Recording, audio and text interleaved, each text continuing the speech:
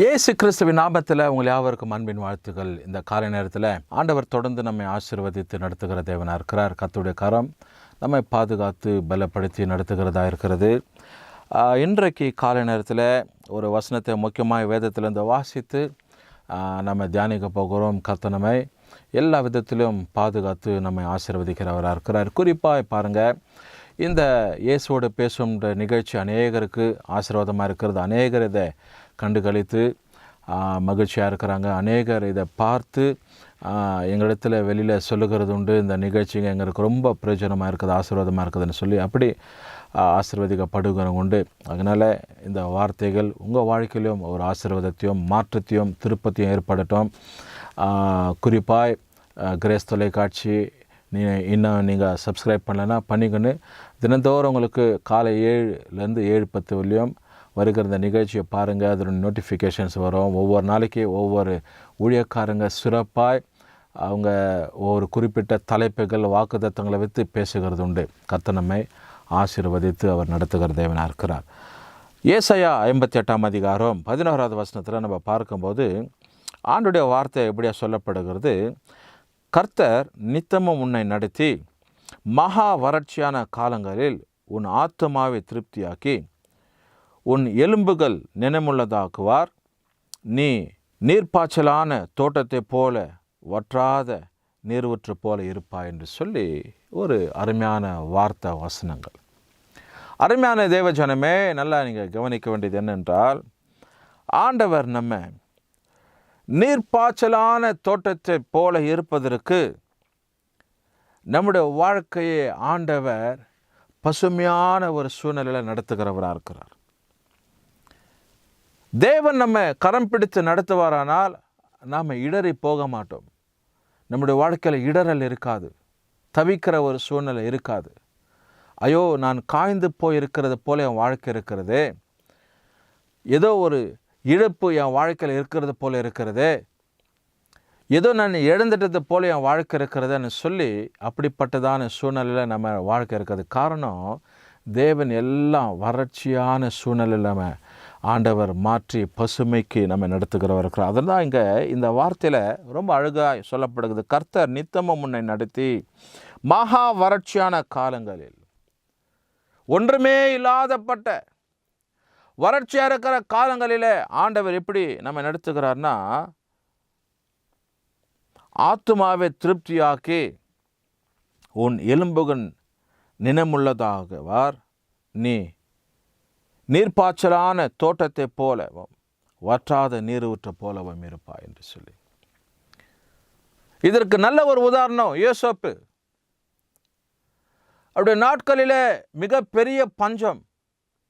அவருடைய சகோதரர்கள் எல்லாம் யோசேப்புக்கு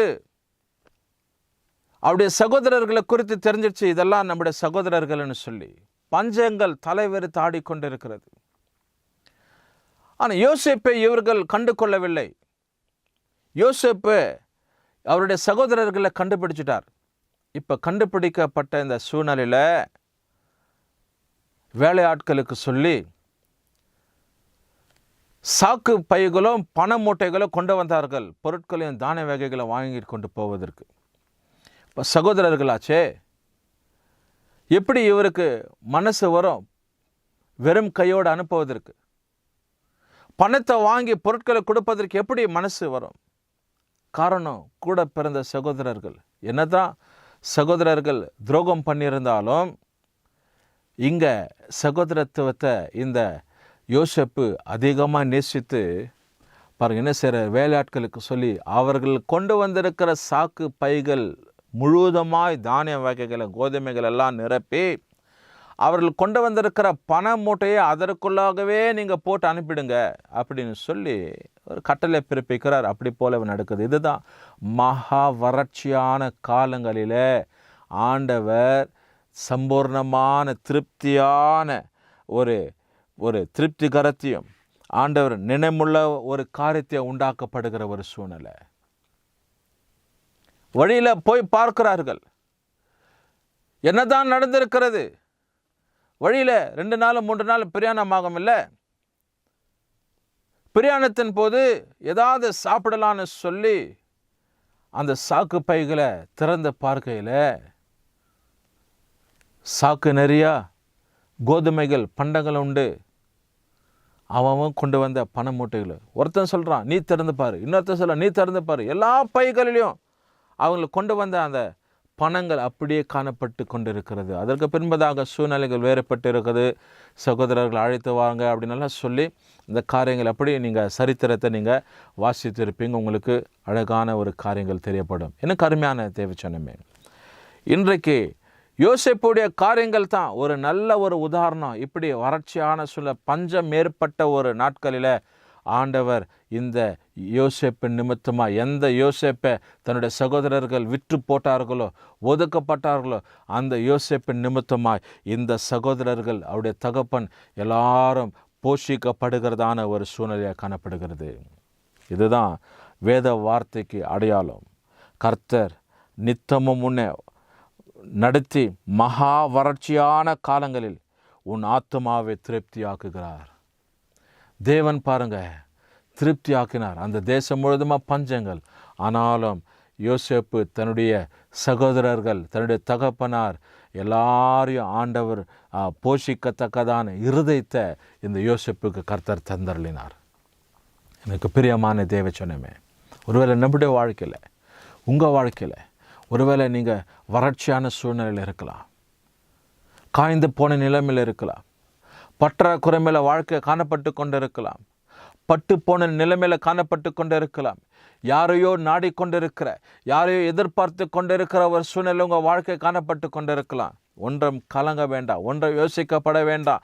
அன்றைக்கு ஆண்டவர் இந்த ஜனங்களையும் அல்லது சகோதரர்களையும் அந்த தேசத்தில் உள்ள ஜனங்களையும் இந்த யோசேப்புடைய தகப்பனார இருக்கிறதான இந்த யாக்கோபையும் இப்படி ஆண்டவர் இந்த விற்கப்பட்டதான யோசேப்பை கொண்டு ஒரு போஷாப்பை கொடுத்து ஒரு ஆண்டவர் திருப்திகரத்தை கொடுத்திருப்பாரானால் இன்றைக்கு உங்கள் வாழ்க்கையிலும் ஆண்டவர் அப்படி போலவே வறட்சியாக இருக்கிற, பஞ்சமாக இருக்கிற, ஒன்றுமில்லாத இருக்கிற, கை ஒன்றுமில்லை வெறுமையாக இருக்குதுன்னு சொல்லி யோசிக்கப்படுகிற இந்த சமயத்தில் ஆண்டவர் உங்கள் வாழ்க்கையில் திருப்திகரத்தை கர்த்தர் தந்தருளுகிற தேவனாக இருக்கிறார்.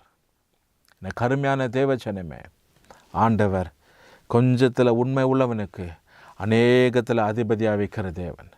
அன்றைக்கு பாருங்கள், யோசேப்பு தேவனுக்கு உண்மையாக இருந்தபடினாலே தன்னுடைய சொந்த சகோதரர்களெல்லாம் ஒரு இடத்துல வந்து, அந்த இடத்துல இங்கே எங்கள் தேசத்தில் பஞ்சமாக இருக்கிறது, எங்களுக்கு சாப்பிடுவதற்கு தானிய வகைகள் வேண்டும் என்று கேட்டு வந்தபோது தன்னுடைய சகோதரர்கள் என்று சொல்லி அறிந்து அவர்களுக்கு எல்லா உதவிகள், அவங்க சாப்பிடக்கூடிய சாப்பாடு, அவங்க வழியில் சாப்பிடுவதற்கு எல்லாவற்றையும் கட்டி கொடுத்து பணத்தையும் திருப்பி அனுப்பி அவங்க கொண்டு வந்த சாக்கு பைகளில் முழுமாக அந்த தானிய வகைகளை நிரப்பி உங்கள் தகப்பனையும் என்னுடைய சகோதரர் கடைசி சகோதரனையும் நான் விசாரிச்சு தான் சொல்லுங்கள் அப்படின்னு சொல்லி கேட்டு அனுப்பக்கூடியதான இந்த நல்ல ஒரு இருதயத்தை ஆண்டவர் யோசேப்புக்கு தந்திருப்பாரனால் இந்த வார்த்தைக்கு அடையாளம் அதுதான். எனக்கு அருமையான தேவஜனமே, ஆண்டவர் பஞ்ச காலத்தில் நம்ம போஷிக்கிறவராக இருக்கிறார்.